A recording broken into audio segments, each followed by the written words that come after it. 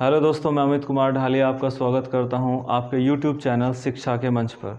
देखिए, जो आज क्लास होगी वो भारतीय अर्थव्यवस्था की होगी और भारतीय अर्थव्यवस्था की क्लास इस वजह से आपके लिए ये महत्वपूर्ण है, जिसकी वजह से आपको कहीं ना कहीं किसी न किसी रूप में कुछ ना कुछ कमियां दिखाई देती रहती हैं कि ये ऐसा सब्जेक्ट है जिसको बहुत ही कम बच्चे होते हैं जो हाथ इसको लगा पाते हैं या डर जाते हैं कि इसके शब्द से ही कि भारतीय अर्थव्यवस्था या फिर अर्थशास्त्र। तो देखिए, ये दोनों शब्द हैं, इस पर भी हम बात करेंगे, लेकिन सबसे मोस्ट इम्पोर्टेंट बात ये कर लेते हैं कि इस अर्थव्यवस्था का, इस इकोनॉमी का किसी भी एग्ज़ाम में, जैसे कि डीपी में और एनटीपीसी में, और जैसे आप अभी जेल वार्डन,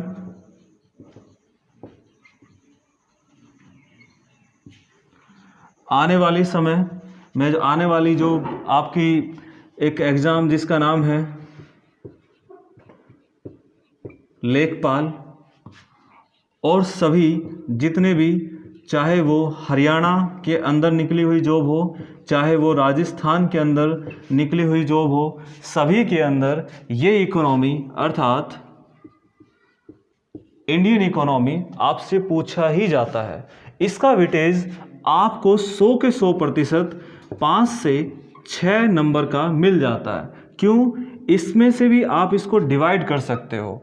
किस भाग में? 2 भाग में। पहला, एक तो ट्रेडिशनल और दूसरा नॉन ट्रेडिशनल। ट्रेडिशनल में आपसे ज़्यादा से ज़्यादा 3 सवाल पूछ सकता है और नॉन ट्रेडिशनल में आपसे ज़्यादा 4 से 5 सवाल पूछ सकता है। ठीक है, तो इसलिए ये जो नॉन ट्रेडिशनल है, ये सीधा सीधा आपका मतलब या फिर इसका मतलब ये है कि ये करंट अफेयर का सवाल है। और जो यहाँ पे ट्रेडिशनल है, ये सीधा सीधा वो है जो एक भारतीय अर्थव्यवस्था के अंदर अब तक पहले हो चुकी घटनाएं, उनके बारे में आपसे ये पूछ सकता है। फॉर एग्जाम्पल, जैसे कि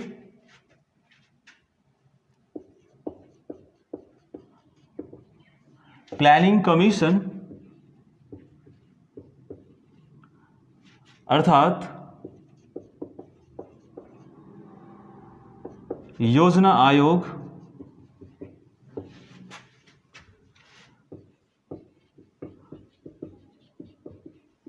कब स्थापित किया गया?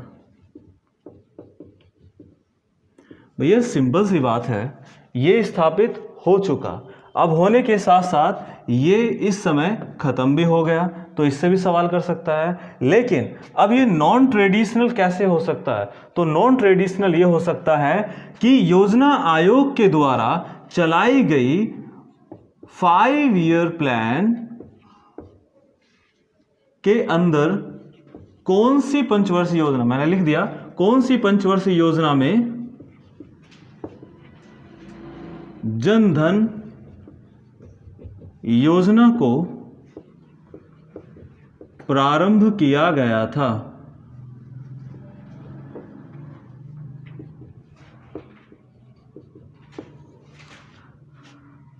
तो सिंपल सी बात है, 12वीं पंचवर्षीय योजना में, जिसको बाद में आकर नाम बदलकर क्या कर दिया, प्रधानमंत्री जन धन योजना, PJDY। ठीक है, तो इस प्रकार से एक ये आपका क्या है, यहीं से ही वो सवाल इस प्रकार से पूछेगा, ट्रेडिशनल एंड नॉन ट्रेडिशनल। तो अब एक बार चलते हैं, शुरू से शुरू करते हैं। भारतीय अर्थव्यवस्था। देखिए, भारतीय अर्थव्यवस्था को कुछ बच्चे होते हैं जो हमेशा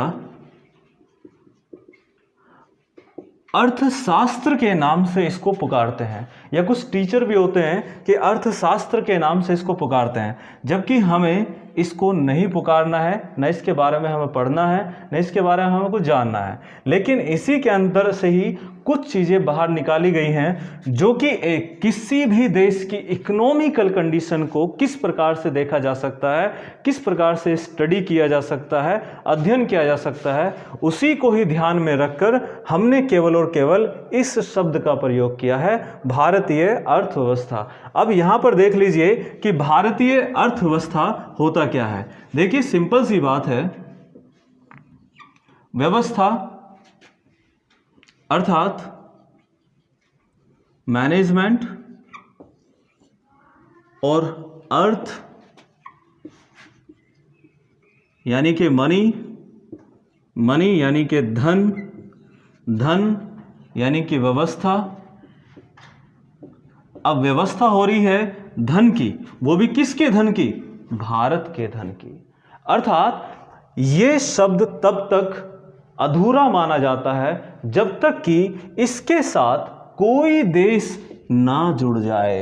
अर्थात भारतीय ही नहीं बल्कि यहाँ पर अगर अमेरिकन इकोनॉमी हो तो यहाँ पर अमेरिकन लगना बहुत ज़रूरी है। अगर हम इसको नहीं बोलेंगे तो ये शब्द अधूरा ही है।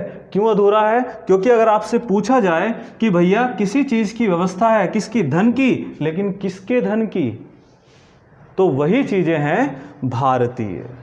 ठीक है, अब भारतीय है तो इसके अंदर कुछ टॉपिक हैं जो आपसे पूछता है और हमेशा आपसे जान सकता है कि इसके बारे में बताइए, क्योंकि वो भी धन को ही कोरिलेट करता है, हमेशा वो आपसे पूछता रहता है उससे संबंध। कैसे? तो देखिए, नाम सुना होगा जीडीपी का, नाम सुना होगा जीएनपी का, नाम सुना होगा एनएनपी का, ट्रिपल पी का,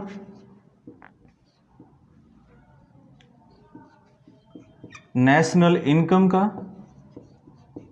पर कैपिटा इनकम का, फाइनेंस कमीशन का,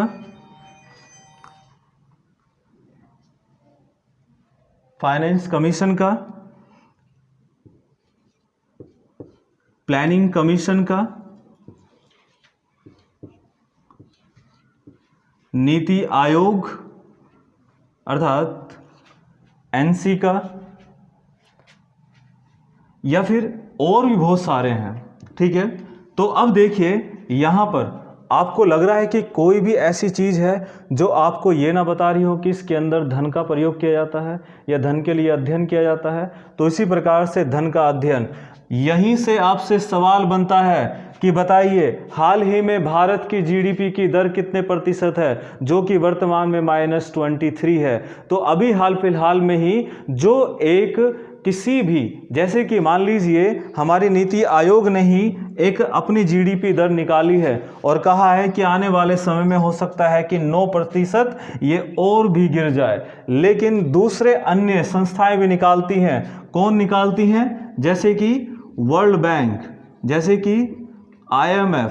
तो ये सब भी इंटरेस्ट लेती हैं पूरे विश्व की जीडीपी के अंदर। ठीक है, उसके बाद GNP, ठीक है, ये हमेशा इसको भी पढ़ाऊंगा मैं आपको।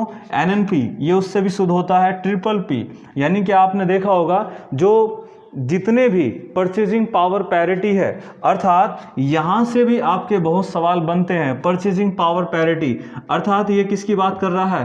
क्रय शक्ति की बात कर रहा है। क्रय शक्ति कैसी? यानी कि आपके खरीदने की शक्ति। खरीदने की शक्ति यानी कि भारत इस दुनिया में तीसरा ऐसा देश है जहां पर सबसे ज़्यादा जनता केवल खरीदने पर भरोसा करती है, कमाने की खैर दूर की बात है। अब इसी वजह से ये है कि भारत के अंदर लोन की व्यवस्था को इतना सरल बना दिया गया है जिससे कि सभी लोग अधिक से अधिक चीज़ों को खरीद सके। ये भारतीय बैंकिंग की व्यवस्था भी है। इसके अंदर एक शब्द और, बैंकिंग। ठीक है,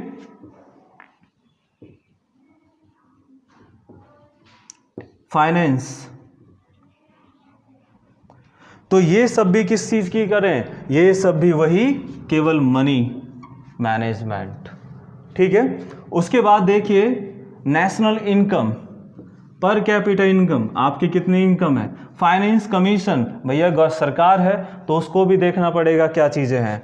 उसके बाद ये एक प्लानिंग कमीशन, अब से पहले आप लोगों के लिए जितनी भी योजनाएं थी वो सब कौन बना रहा था? Planning commission. लेकिन वर्तमान में कौन बना रहा है? नीति आयोग। लेकिन ध्यान रखना, नीति आयोग कभी भी योजनाएं नहीं बनाता है। ठीक है, हमेशा नीति आयोग ने बोल दिया है कि मैं इसकी तरह किसी प्रकार का कोई भी बोझ नहीं ले सकता। ठीक है, या फिर कह सकते हो कि इसको दे दिया कि भैया तू बनाई मत। बनाने का कार्य किसको सौंप दिया? Central government and state government को। इसलिए आपसे एक सवाल पूछा जाता है, देखिए दोनों में कॉमन क्या है, योजना आयोग के द्वारा किया गया सवाल और अब नीति आयोग के द्वारा किया गया सवाल, जो कि आपसे सवाल पूछा जाता है। पहला सवाल कि केंद्र सरकार के द्वारा चलाई गई वह योजना जो केवल गैस कनेक्शन को महत्व देती है या गैस कनेक्शन से संबंधित है, तो कौन सी योजना है? प्रधानमंत्री एक उज्ज्वला योजना। ठीक है, प्रधानमंत्री उज्ज्वला योजना। उसके बाद देखिए आपके घर के अंदर फ्री में गैस कनेक्शन है, उज्ज्वला योजना के द्वारा आपके घर के अंदर फ्री में बिजली कनेक्शन है, किसके द्वारा? सौभाग्य योजना। तो इसका नाम क्या है? प्रधानमंत्री सौभाग्य योजना। तो अब देखिए इसमें एक सवाल आता है, प्रधानमंत्री सौभाग्य योजना का प्रारंभ किसके द्वारा किया गया था? तो ऑप्शन केंद्र सरकार या राज्य सरकार। ठीक है, तो आप क्या कहोगे? केंद्र सरकार के द्वारा। एक उत्तर प्रदेश की अगर हम बात करें तो एक योजना है हर घर, ये प्रकाश है तो विकास है योजना। प्रकाश है तो विकास योजना किस राज्य सरकार के द्वारा चलाई गई योजना है? तो सिंपल सी बात है, आप इसको क्या दोगे? उत्तर प्रदेश सरकार के द्वारा चलाई गई योजना। यहाँ पर देखिए जो प्लानिंग कमीशन के द्वारा योजनाएं थी वहाँ पर एक सवाल पूछा जाता था और वो सवाल कैसा था? किस पंचवर्षीय योजना में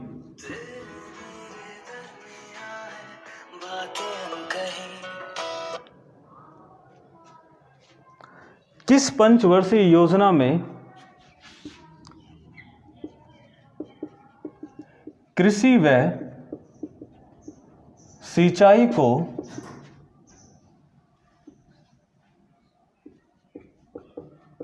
महत्व दिया गया?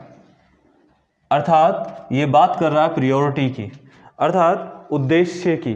तो ठीक है, तो किस पंचवर्षीय योजना का मुख्य उद्देश्य कृषि एवं सिंचाई रहा? तो कौन सी योजना थी? प्रथम योजना, पहली पंचवर्षीय योजना। ठीक है, तो इसी प्रकार से ये सारी की सारी चीज़ें आपसे ये व्यवस्थित कराता है। तो अब थोड़ा सा को समझने के लिए थोड़ा सा हम इसके बैक में चले जाते हैं, और बैक में किस में? जिससे हमने बोला था कि ये अर्थशास्त्र से निकला है। तो अर्थशास्त्र निकला है तो इसका मतलब यह है कि थोड़ा सा हम इसके बारे में जान लेते हैं। देखिए अर्थशास्त्र को दो भागों में बांटा गया है। कौन सा? माइक्रो और दूसरा मैक्रो। ठीक है, ये दो भाग हैं। असल में ये दो भाग हैं, लेकिन सवाल इस बात का उठता है कि ये दो भाग एवं इसके नाम ये आखिर दिए किसने थे? ठीक है, सबसे पहला सवाल यह है। उसके बाद अगर दिए हैं तो ये दोनों मैनेज तो हो गए, लेकिन अब से पहले किस प्रकार से थे? तो देखिए इस प्रकार से थे कि जिस समय पर ये दोनों शब्द नहीं थे उस समय पर अर्थशास्त्र किस प्रकार का था? तो देखिए भारत के अंदर इस अर्थशास्त्र के अंदर एक क्रांति से लाने वाला व्यक्ति एक था जिसका नाम था एडम स्मिथ। इस व्यक्ति ने अपनी एक बुक लिखी जिस बुक का नाम था द वेल्थ ऑफ नेशन। यह बुक 1776 में पब्लिश की, लेकिन देखिए इस बुक के अंदर एक चीज रख दी गई। एक चीज क्या? जिसका नाम था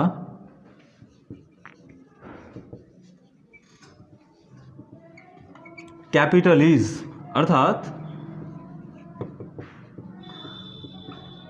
पूंजीवादी। अब ये पूंजीवादी है तो इसका ये मतलब है कि हम किसी न किसी अर्थशास्त्र के अंदर बात कर रहे हैं। अर्थशास्त्र के अंदर बात कर रहे हैं तो इसका मतलब ये है कि अर्थव्यवस्था को लेकर बात कर रहे हैं। तो अर्थव्यवस्था को लेकर बात कर रहे हैं तो इसका मतलब ये है कि जो पूंजीवादी है तो ये क्या थी? एक अर्थव्यवस्था। ये अर्थव्यवस्था पूंजीवादी है। ये पूंजीवादी अर्थव्यवस्था है जिसके जन्मदाता एडम स्मिथ हैं।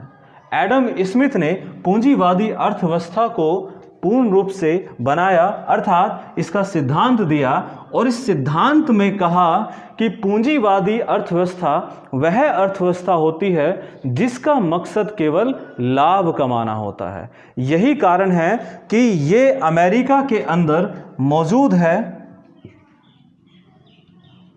और अमेरिका केवल एक ही चीज पर फोकस करता है और वो है धन।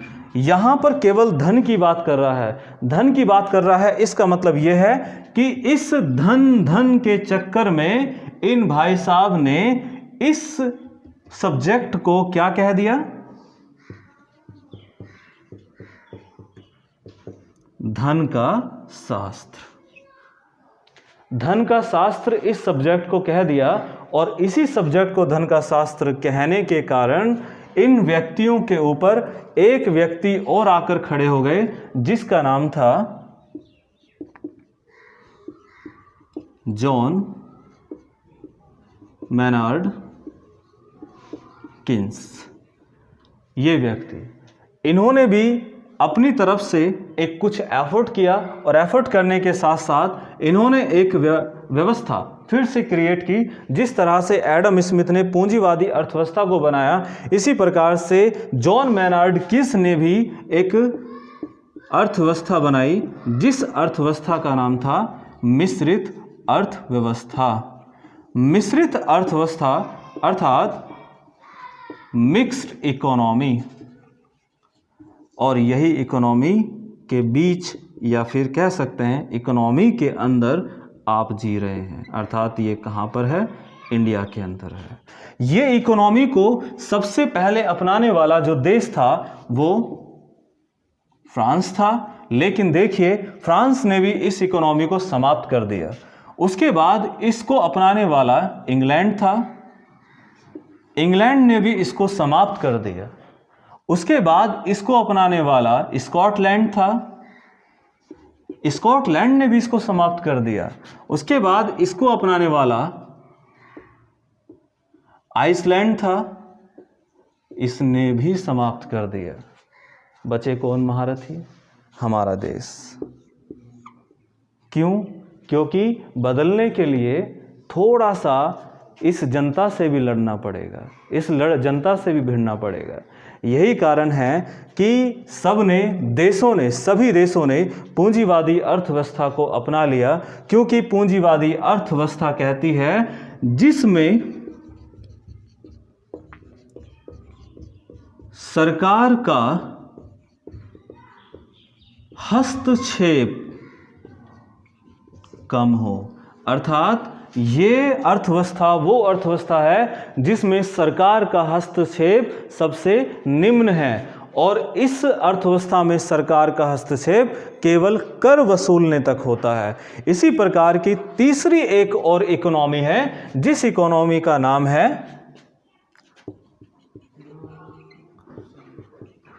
समाजवादी अर्थव्यवस्था। इसको बनाने वाले कार्ल मार्क्स, और ये कार्ल मार्क्स कहाँ के थे? जर्मनी के दार्शनिक शास्त्र और दार्शनिक शास्त्र हैं, और ये अर्थशास्त्र भी बन गए जिन्होंने इस पर जोर दिया और कहा कि भैया अगर सरकार के ही हाथ में सब कुछ हो तो देश चल सकता है, अगर सरकार के हाथ में कुछ ना हो तो देश नहीं चल सकता। यही कारण है कि इस अर्थव्यवस्था को अपनाने वाला रूस देश के बाद सन 1985 ईस्वी में चाइना ने इस अर्थव्यवस्था को अपना लिया और साम्यवादी अर्थव्यवस्था को समाप्त कर दिया।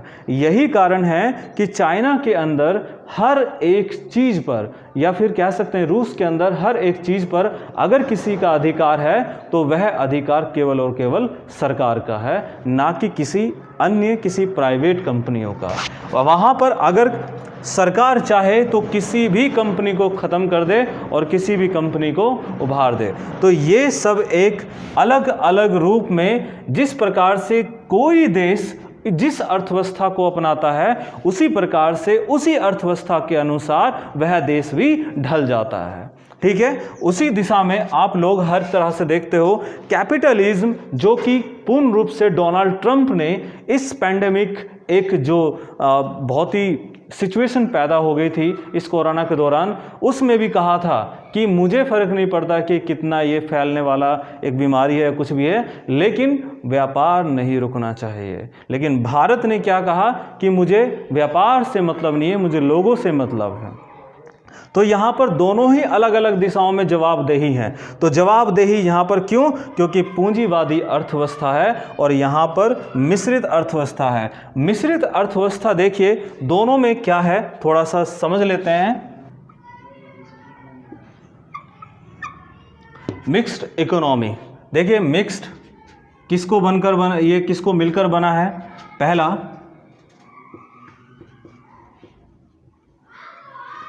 सार्वजनिक क्षेत्र प्लस निजी क्षेत्र और बराबर मिश्रित। लेकिन ये तो हो गया यहाँ पर, ये जो हम अपने देश में इस शब्द को प्रचलित करते हैं। अब हम देख लेते हैं इसे विश्व स्तर पर।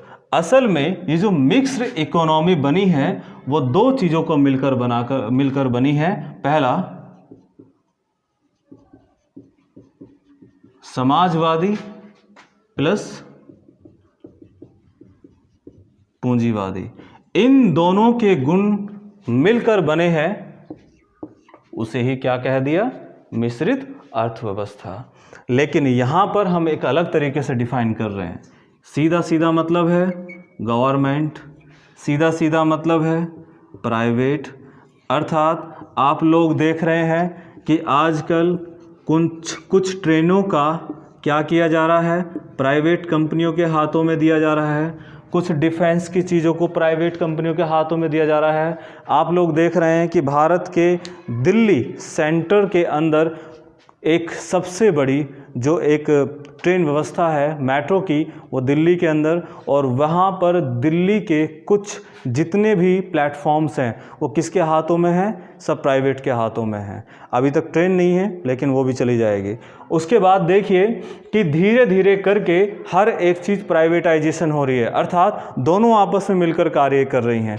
जैसे कि अगर मैं आपसे बोलूँ कि भारत की वह सार्वजनिक क्षेत्र कंपनी जिस कंपनी को पहली बार निजीकरण किया गया, तो उस कंपनी का क्या नाम था? मारुति। आपको पता था कि भारत की पहली सार्वजनिक कंपनी जिसको निजी क्षेत्र में डाल दिया। इसी प्रकार से एक और आपको उदाहरण देता हूं, और वह उदाहरण यह है कि जितनी भी तेल की रिफाइनरीज हैं, ONGC, ये एक इंडियन कंपनी है, यानी कि गवर्नमेंट कंपनी है, लेकिन ये भी किसके साथ मिलकर काम करती है? प्राइवेट कंपनियों के साथ मिलकर काम करती है। अर्थात दोनों के साथ मिलकर कार्य करने को क्या कहा गया? यहाँ पर मिश्रित अर्थव्यवस्था कहा गया है। क्लियर? तो ये तो होगी हमारी मिश्रित अर्थव्यवस्था की बातें। अब यहीं से ही आगे बढ़ते हैं और अपनी अर्थव्यवस्था के पास चलते हैं। हमें किस तरह से योजनाबद्ध होना है, तो उसको योजनाबद्ध तरीके से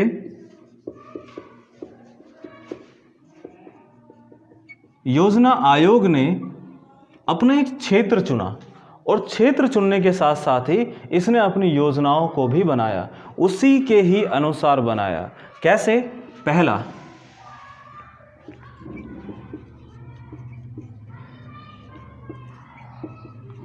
प्राथमिक क्षेत्र,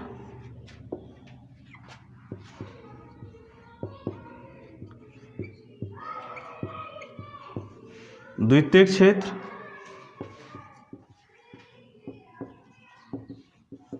सेवा क्षेत्र। अर्थात प्राइमरी सेक्टर,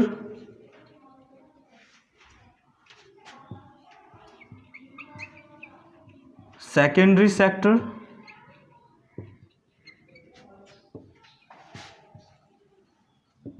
सर्विस सेक्टर। देखिए ये इसको अलग अलग दिशाओं में या अलग अलग नाम रख के इसी के अनुसार ऐसा क्या है। तो सबसे पहले चीज़ देखिए, प्राथमिक क्षेत्र में कौन कौन सी चीज़ें आती हैं। पहला कृषि, वानिकी अर्थात ये बात कर रहा है वुड्स की, मत्स्य और खनन की। तो ये तो हो गया प्राथमिक क्षेत्र। उसके बाद देखिए द्वितीय क्षेत्र, इसमें देखिए निर्माण,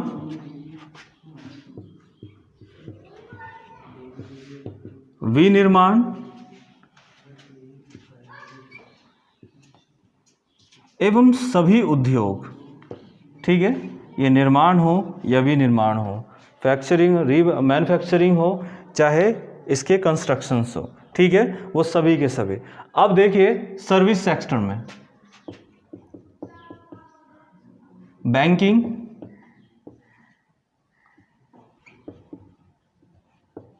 होटल, रेस्तरां,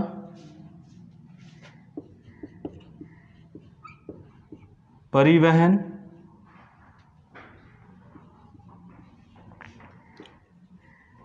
शोरूम या अन्य सभी जितनी भी आती हैं, चाहे फाइनेंस की हो, किसी की भी हो, ठीक है, एंटरटेनमेंट हो, ये सब क्या है, एक सर्विस सेक्टर के अंतर्गत आती हैं।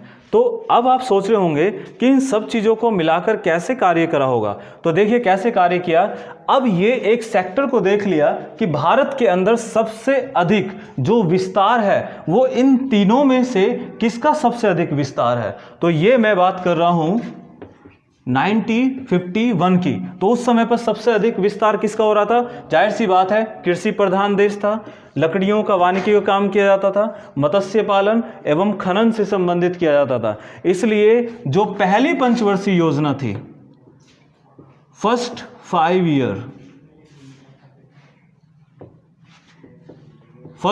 ईयर प्लान, इसके अंदर कृषि को शामिल किया, सिंचाई को शामिल किया और यहीं पर ही यही वजह है कि बांध भी बनाए गए। ठीक है, ये सारे के सारे। अब आप देखिए उसके बाद दूसरी पंचवर्षीय योजना में द्वितीय पर ध्यान दिया। किस वजह से, क्योंकि इसी के अंदर ही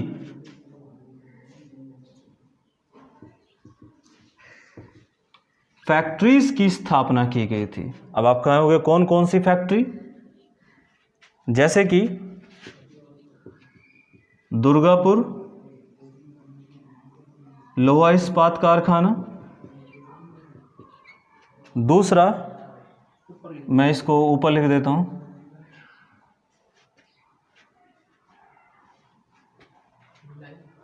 हाँ, भिलाई,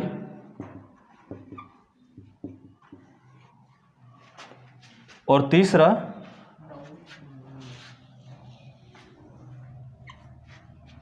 कौन सा, राउरकेला। तीसरा है राउरकेला। ठीक है, तो ये इस पर कार्य किया गया। उसके बाद ठीक इसी प्रकार से इस पर भी हुआ। ठीक है, तो इसी प्रकार से ये एक पूरी तरह से ये हल्का हल्का ये अर्थव्यवस्था के बारे में मुझे आपको बताना था।